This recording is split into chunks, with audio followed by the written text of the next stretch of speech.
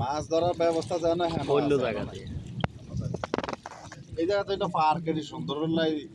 রাখবো এনে কিনলে ধরবো